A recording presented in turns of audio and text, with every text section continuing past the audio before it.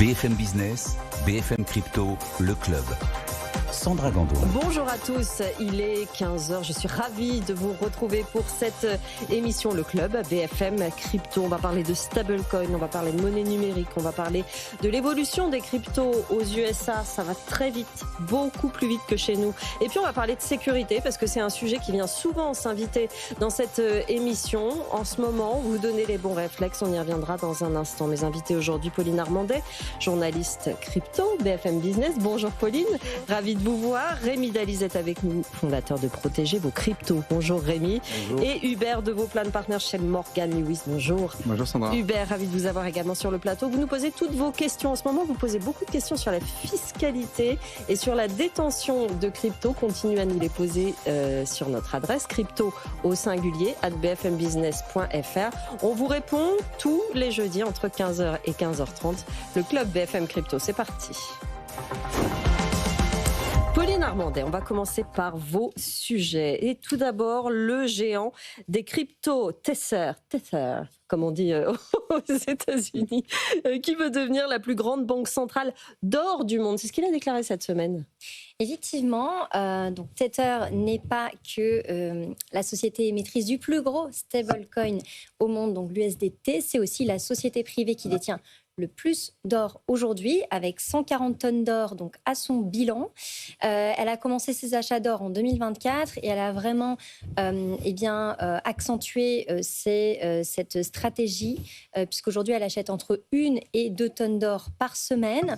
Ces lingots d'or, ils sont stockés dans un endroit assez particulier, dans un ancien bunker nucléaire suisse, au point que son patron ait déclaré que c'était un lieu qui ressemblait aussi, comme dans un film de James Bond. Fort Knox. Voilà. Du coup, en fait, grâce à ces chiffres, Tether peut aujourd'hui concurrencer les principaux acheteurs d'or aujourd'hui dans le monde, que sont les banques centrales. Aujourd'hui, elle détient déjà plus que la Suède ou encore que la Grèce, mais il faudra encore attendre un petit moment avant d'arriver aux réserves des États-Unis, qui sont aujourd'hui les plus gros détenteurs d'or avec plus de 8000 tonnes d'or, ou encore que l'Allemagne avec 3000 tonnes d'or. On sait que l'entreprise, au-delà de l'USDT, a sorti un autre stablecoin il y a quelques jours. Après les cryptos, pourquoi Tether s'intéresse mise sur l'or, Pauline? Alors, son patron a déclaré que, donc je le cite, beaucoup disent que le Bitcoin est l'or numérique, mais moi je pense en termes Bitcoin, l'or est notre source naturelle. Donc ça, c'est ce qu'il a déclaré et qui considère presque plus l'or que le Bitcoin comme une valeur refuge. Et on voit vraiment que la société, elle s'est placée dans une stratégie même de négociation active de l'or. Elle a d'ailleurs réalisé 2 recrutements assez phares de négociateurs d'or du côté de HSBC pour vraiment miser sur le métal précieux.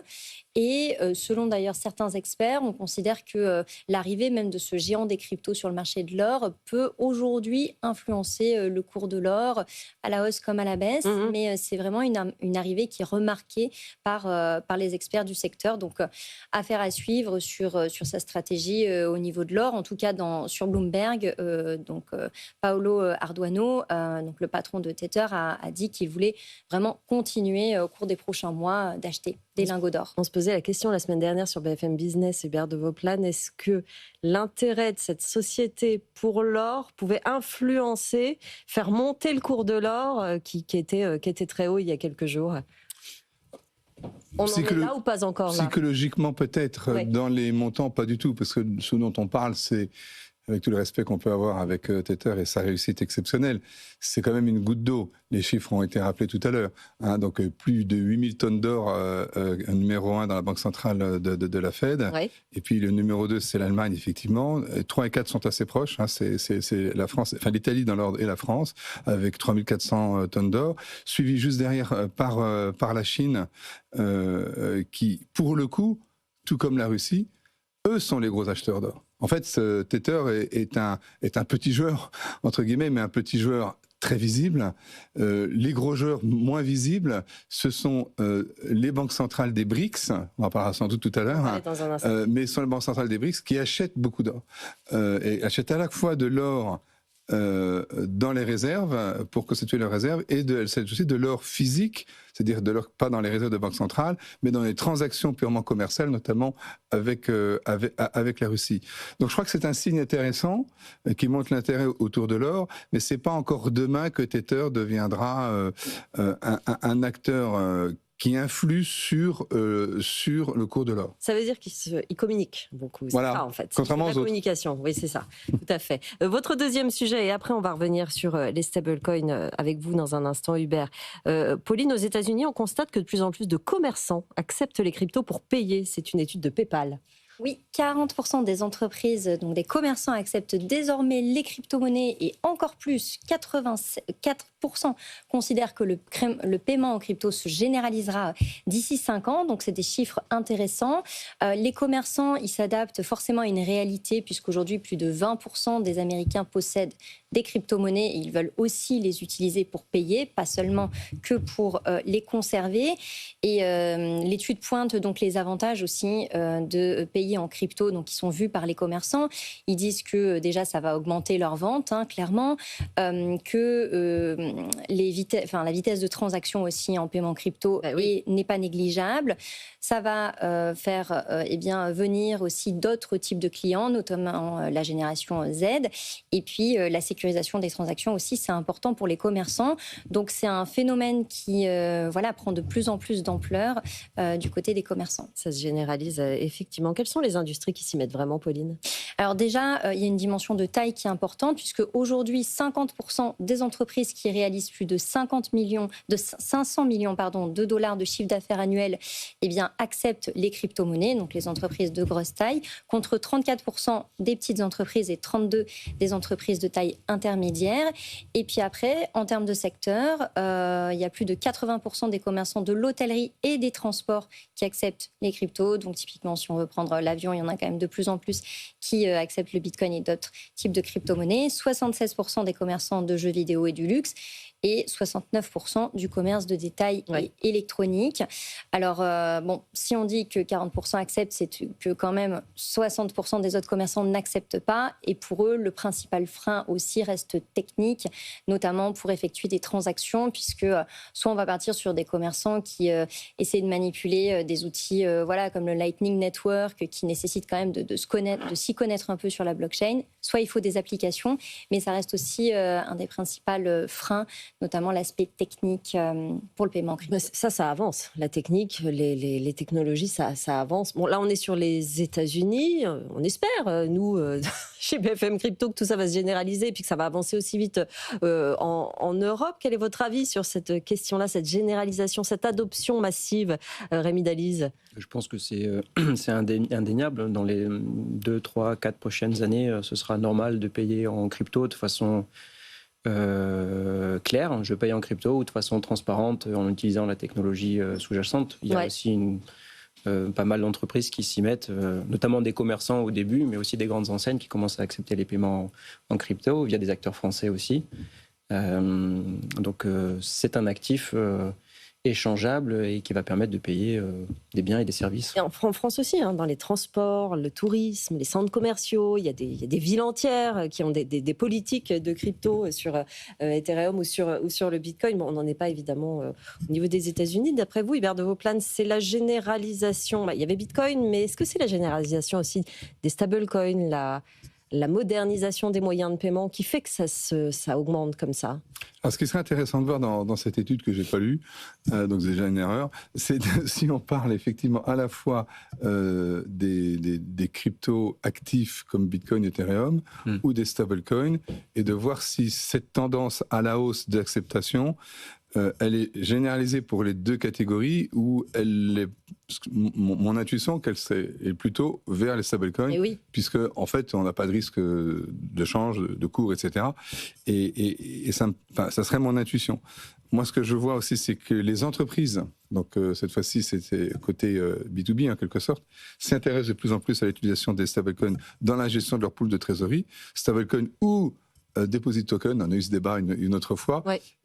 c'est un peu technique, faut savoir la différence entre les deux, mais elle est essentiellement comptable, on va dire, hein, comment on traite comptablement un stablecoin versus un deposit token.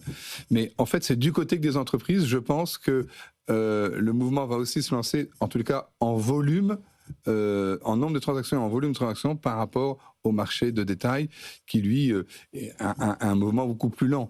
Dire que l'impulsion de la généralisation des stablecoins comme mode de paiement viendra pour moi des entreprises, dans la gestion de trésorerie des entreprises. Ce qui serait aussi intéressant, il faudra peut-être qu'on pose la question directement à l'ADAN qui va sortir sous peu, hein, d'ici quelques semaines. C'est dans ces semaines-là, peut-être mars-avril, qu'elle sort ses chiffres d'adoption en France des cryptos. C'est maintenant de s'intéresser à quelles cryptos intéressent justement les investisseurs et puis quel type d'investisseurs se tournent vers quel type de crypto. Il va falloir peut-être un petit peu changer la façon dont on pose les questions parce que ce secteur avance considérablement. Hubert de Vauplane, face aux stablecoins, dollars, qui eux, voilà, les stablecoins c'est 99% adossés au dollar, hein, c'est ça. Ce qui se passe aussi, et ce que vous avez remarqué, c'est que les BRICS, on rappelle ce que c'est que les BRICS, hein, c'est le Brésil, la Russie, l'Inde, la Chine, l'Afrique du Sud, tentent de trouver des alternatives à cette domination du dollar. Et il y a des projets de création de monnaie numérique.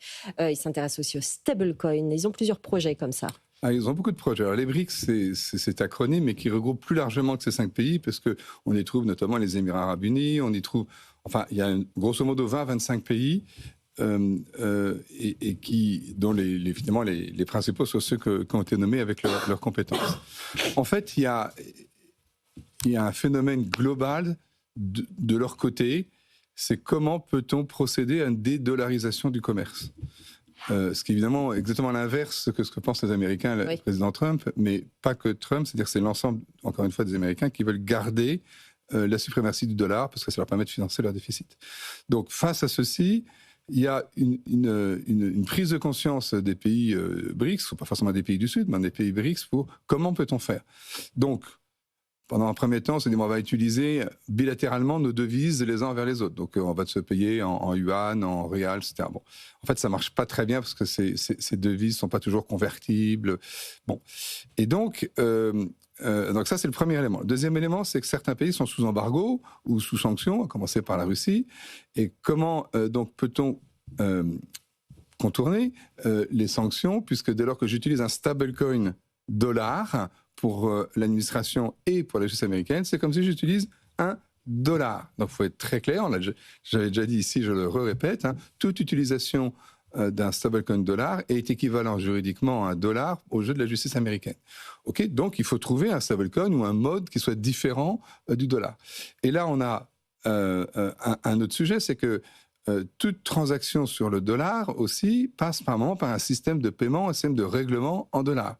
Donc à la fin des fins, ça aboutit à New York, dans une banque américaine, et entre-temps, c'est passé souvent par SWIFT, ce grand système de paiement dont on avait beaucoup parlé au début de la guerre en Ukraine. Oui. Et donc, la réflexion des BRICS, elle est multiple, hein, c'est pour ça que j'étais un peu long. Elle est à la fois de dire, on va créer un SWIFT entre nous, puisque les Russes n'y ont plus accès, et que pour nos paiements qu'on veut faire qui ne sont pas en dollars, on va se créer un SWIFT entre nous sur une monnaie autre. Une monnaie autre qui est à créer et qui serait assise sur 60% sur de l'or. Ah tiens, c'est intéressant. Et 40% sur un panier des devises des BRICS. Et donc, l'idée de la création de cette monnaie, c'est que tant qu'à faire, c'est une sorte de CBDC, de monnaie numérique de banque centrale, mais à plusieurs États et pas à un État. Mais au lieu d'être assis sur une devise, elle est assise sur une multiple devise et sur l'or. En fait, l'or, c'est l'arme militaire. C'est pas moi qui le dis, c'est des Chinois haut placés qui le disent. C'est de la même manière que les États-Unis utilisent le dollar comme une arme contre les pays, nous allons utiliser le dollar comme une arme contre l'Occident. Comment pour une arme? D'abord en rapatriant une partie des réserves d'or des banques centrales en dehors des 3 pays qui les détiennent, que sont les États-Unis, l'Angleterre et la France. Hein, c'est donc c'est là où sont conservées les réserves d'or des réserves des autres banques centrales. Hein, donc on rapatrie. Ensuite, en faisant des transactions sur l'or autant que minerai entre eux, il y a énormément de transactions. La plus grosse transaction de minerai d'or a eu lieu à la fin de l'année dernière entre la Chine et la Russie et n'a pas été réglée donc en dollars. Donc c'est à la fois je sors mes réserves d'or, si possible, de l'Occident. Je les mets ailleurs. Le ailleurs, on ne sait pas encore où, mais grosso modo, l'Inde jouera un rôle important parce que l'Inde est en train de proposer un système de règlement en livraison, un système de netting propre à ces échanges d'or entre eux. Et à côté, je crée une monnaie numérique totalement nouvelle, assise sur l'or et sur les monnaies. Donc, ça, c'est encore un projet. Est-ce que ça marchera ? J'en sais rien. J'ai quelques doutes pour d'autres raisons. Mais en tous les cas, ce qui est très intéressant, et ça explique en partie l'évolution du cours de l'or de ces derniers temps. Il y a eu aussi des fausses nouvelles. Il faut faire attention à ce qu'on entend et ce qu'on lit. Du style, on a entendu, la Russie a vendu 75% de son stock d'or. C'est une nouvelle qui est sortie dans certains journaux ukrainiens. Mais il faut creuser, en fait. C'est un fonds souverain russe, et non pas la Banque centrale russe, a vendu 75% de son stock d'or. La Banque centrale, elle continue d'acheter massivement de l'or. Oui. Hein, et pourquoi ce fonds souverain a vendu de l'or ? Pour réaliser des plus-values. Et comme par hasard, le niveau de plus-value réalisé par ce fonds souverain équivaut quasiment à quoi ? Aux actifs gelés, aux 300 milliards gelés d'actifs russes sous forme de titres, notamment en Belgique, chez Euroclear. Donc, en fait, un titre de bon du Trésor américain, on peut le geler auprès d'Euroclear ou auprès d'une banque. Et ça, les Russes l'ont bien compris. De l'or, vous ne pouvez pas le geler. Je comprends très bien ce que vous dites. On comprend très bien aussi le pourquoi de vouloir créer une monnaie comme ça qui aiderait tous les BRICS. Vous l'avez dit, est-ce que c'est faisable matériellement ? Et est-ce que entre 20 et 25 pays qui composent les BRICS sont capables de s'entendre dans la mesure où, même s'ils font partie des BRICS, ils n'ont pas forcément géopolitiquement les mêmes intérêts. L'Inde qui vient de signer un accord aussi avec Donald Trump, enfin je veux dire, ça fait forcément partie des échanges, des deals. Est-ce que finalement c'est crédible ? Est-ce que c'est possible ? Alors techniquement parlant, oui, ils ont toutes les compétences. On parle souvent des Chinois, on oublie trop souvent de parler des Indiens. Je pense qu'on devrait beaucoup plus parler de l'Inde, ici et ailleurs, parce qu'ils ont des technologies en matière de paiement qui sont quand même très très poussées, et notamment justement dans cette proposition de mettre en place un système de netting sur l'or. Donc technologiquement, ils n'auront pas de soucis. Mais pourquoi je disais que j'avais un doute ? Pour la même raison. C'est-à-dire que c'est déjà compliqué de s'entendre à quelques-uns, là à 20, 25, qui ont des intérêts. Alors, dans ces BRICS, tous ne sont pas passés du côté obscur de la face, j'allais dire. Il y en a certains qui, pour tout un tas de raisons, continuent de commercer avec l'Occident, sont quand même présents. Bon. Donc, pour cette raison-là, notamment, j'y crois pas beaucoup. La position de la Russie n'est pas celle du Brésil. La position de l'Afrique du Sud n'est pas celle des Émirats Arabes Unis, si vous voulez. Donc, je suis comme vous, je suis sceptique, en fait. Oui, c'est ça. C'est qu'il va y avoir forcément des accords de part et d'autre. Et il faut aller voir sur le site. Il y a un site des BRICS, sur Internet, ce sera le temps d'aller voir. Et il y a énormément d'informations, notamment autour de tout ce que je viens d'indiquer. On va le suivre, ce que vous dites, c'est très intéressant. C'est vrai qu'il y a une vraie volonté de se dédollariser, mais pour le moment, ça ne passe pas le cap du projet. Pour les réserves de change, si c'était les réserves de change, aujourd'hui, la Chine a moins de 50% de ses réserves de change en dollars, et quant à la Russie, elle est passée aussi en dessous de 50% de ses réserves de change en dollars, et à l'inverse, elle a passé 50% de ses réserves en or. Mais on est d'accord, c'est la Chine et la Russie et le reste des BRICS. Voilà, c'est ça qui nous met un petit doute. On va suivre ça, Hubert de Vauplane. On parle aussi dans cette émission, pour les minutes qui restent, de sécurité. Franchement, c'est un sujet qui s'invite, je suis désolée Rémi de vous le dire, un peu trop souvent dans nos échanges depuis ce début de l'année. Il y a plusieurs problèmes. Il y a la fuite de données d'un côté, on va y revenir, qui touche les entreprises crypto, et puis il y a derrière toutes les conséquences sur les investisseurs. Les fuites de données déjà, les entreprises sont toutes ciblées. Toutes les entreprises sont ciblées aujourd'hui. Et pas que les entreprises privées. On a eu des fuites de données. Alors récemment, on a parlé de Walsio, de Ledger. Il y a des mois, on a parlé de Free, qui est aussi une entreprise privée. Mais récemment, on a pu parler de fuite des données de l'URSSAF ou d'attaque des données du ministère de l'Intérieur. Donc en gros, il n'y a pas une base de données aujourd'hui qui est, je ne vais pas dire plus sûre que l'autre, parce que certaines sociétés appliquent des pratiques peut-être plus robustes. Mais le fait est que vos données circulent de partout, que nous ne sommes plus souverains sur nos données, nos adresses physiques, nos téléphones, nos emails. En fait, notre vie numérique est exposée. Et je pense qu'il faut, sans tirer une sonnette d'alarme trop anxiogène, il faut tirer une croix en fait, sur le fait que vos données ne seront pas exposées aujourd'hui, demain ou dans une semaine. Parce qu'il y a plusieurs raisons à ça. Les entreprises qu'ils ont touchées, il y a des fuites de données, parce que des fois il y a des erreurs, parce qu'il y a un salarié qui peut faire une erreur, parce qu'on a utilisé le mauvais document. Il y a des attaques. Il y a des fuites volontaires, oui. Je veux dire, il y a vraiment de la criminalité là-dedans. Il y a eu un procès il y a 3 semaines là-dessus. Il y a tout un tas de raisons qui font différentes, qui font qu'on ne peut pas finalement se prémunir de cette situation en réalité. Il faut avoir des règles de prudence, mais est-ce qu'il faut accepter l'idée que de toute façon, là où il y a de l'argent, il y a des attaques? Alors moi, je pense que là où il y a de la donnée, il y a des attaques, et là où il y a de l'argent, il y en a encore plus. Comme je le disais, il faut accepter cette idée et il faut commencer à anticiper et à devenir parano sans céder à la psychose. Ça me gêne d'employer ces termes, mais en fait, c'est la réalité. Et pour ça, il faut avoir une attitude de veiller en gros à ce que vous laissez vous-même comme type de données. Je peux donner en fait plein d'exemples, mais la première chose, puisqu'on parle de patrimoine crypto ici et que récemment en fait il y a un nombre d'attaques assez conséquent, elles se sont multipliées avec une accélération vertigineuse là depuis début janvier. La première chose, c'est la discrétion, la sobriété. Si vous ne voulez pas qu'on ait une information, il ne faut pas la divulguer dans votre entourage, qu'il soit pro, social, familial. La seconde, c'est la discrétion sur votre patrimoine, mais aussi avoir une hygiène numérique.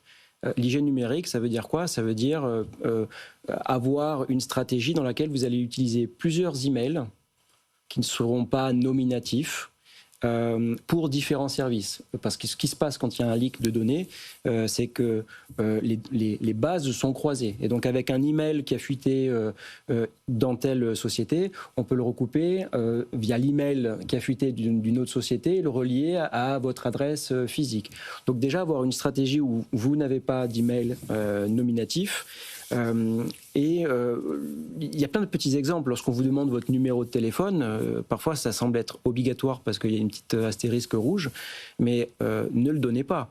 Lorsqu'on vous demande une adresse physique, parfois elle n'est pas nécessaire à part pour une livraison, ne la donnez pas. Donc essayez chaque fois de maîtriser ce que vous donnez comme information, oui. Essayez de les modifier a posteriori quand vous commencez à avoir peur que ces données fuitent, ou alors brouiller les pistes en donnant de fausses informations.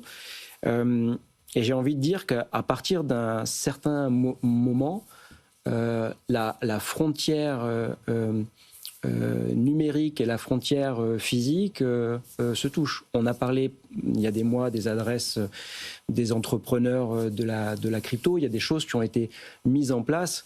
Tout entrepreneur aujourd'hui, exposé ou pas, a la possibilité de faire supprimer l'adresse personnelle des statuts de sa société. Et tout entrepreneur qui va créer demain une société devrait avoir le réflexe de ne pas l'utiliser et d'utiliser ce qu'on appelle des domiciliations, des sociétés de domiciliation postale. C'est une adresse que vous payez un certain montant par mois pour recevoir du courrier. Ça veut dire, dans ce que vous dites, que notre protection ne dépend que de nous. Je veux dire, on est quand même face à des sociétés qui sont soumises à des contraintes, à des réglementations MiCA, à des audits réguliers, que ces sociétés ont du mal, malgré tout, à ne pas se faire attaquer, à ne pas perdre les données, mais au niveau public également. C'est cette hygiène-là qui fait nos règles de prudence qui vont nous protéger plus que la confiance qu'on peut mettre finalement dans un système qui, de toute façon, n'est pas assez sûr. Alors malheureusement, je pense qu'on doit en arriver là, le temps qu'on puisse se retrouver confiance dans un système, dans sa capacité à protéger ses données, mais également à contrôler les gens qui ont aussi accès à ces données. Vous le disiez tout à l'heure, on peut attaquer des données sur le plan technique, on peut attaquer des données via du social engineering, on peut soudoyer des personnes pour obtenir aussi ces données. Donc là, vous avez du code, vous avez de l'humain, vous avez toujours une faille qui peut être exploitée. On pourrait également appuyer sur la réglementation pour peut-être viser à ce que moins de données personnelles soient récupérées. Et pour ce qui est du gouvernement, des politiques, c'est des choses sur lesquelles le citoyen peut se plaindre. Ouais. Avoir ce levier-là, mais est-ce que ça prendra 2 mois? Est-ce que ça prendra 3 ans?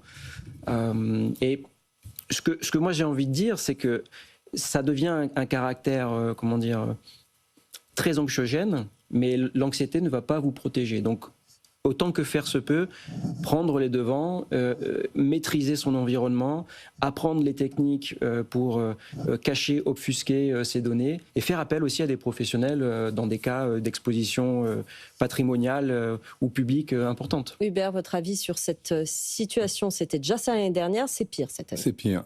Et je voudrais les choses sous un angle différent. Non pas que ça soit distinct, mais complémentaire.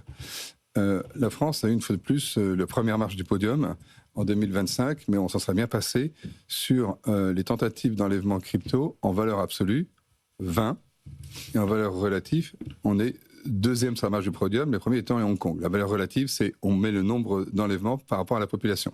D'accord, il y a un indice mondial qui a été créé, donc 20 tentatives d'enlèvement en 2025, on est déjà à 6 là en un mois. Donc, et quand vous lisez les journaux ou autres à l'étranger, c'est une mais pourquoi en France, y en a-t-il plus qu'ailleurs? Donc, il y a un sujet de protection des données évident, mais il y a d'abord un sujet, pourquoi en France plus qu'ailleurs? Je n'ai pas la réponse, mais il y a quand même un problème français derrière ça. Est-ce que c'est parce que, hélas, aujourd'hui, la corruption est plus aisée en France que dans certains autres pays, y compris au niveau de nos fonctionnaires, ce qu'on n'aurait jamais imaginé? On a une société, un État qui est ce qu'il est, mais on se disait encore, nos fonctionnaires restent des gens probes, etc. On s'aperçoit que ce n'est pas le cas. Donc pourquoi en France plus qu'ailleurs? On n'a pas la réponse là-dessus, mais donc il faut se protéger. Mais il y a d'abord un problème à traiter au niveau de la France en se demandant pourquoi il y a autant de tentatives d'enlèvement. On la posera, cette question, effectivement. Bon, on n'a pas le temps, hein, mais Rémi, vous avez peut-être une partie de la réponse. Vous revenez régulièrement dans cette émission. En tout cas, merci à tous les trois d'être venus. Pauline Armandet, journaliste BFM Business, Rémi Dadis, fondateur de Protégez vos cryptos, Hubert de Vauplein, partenaire chez Morgan Lewis. On continue à se poser ces questions. Vous nous les posez aussi, crypto@bfmbusiness.fr. Je vous laisse entre les mains de BFM Bourse. BFM Business, BFM Crypto, le club.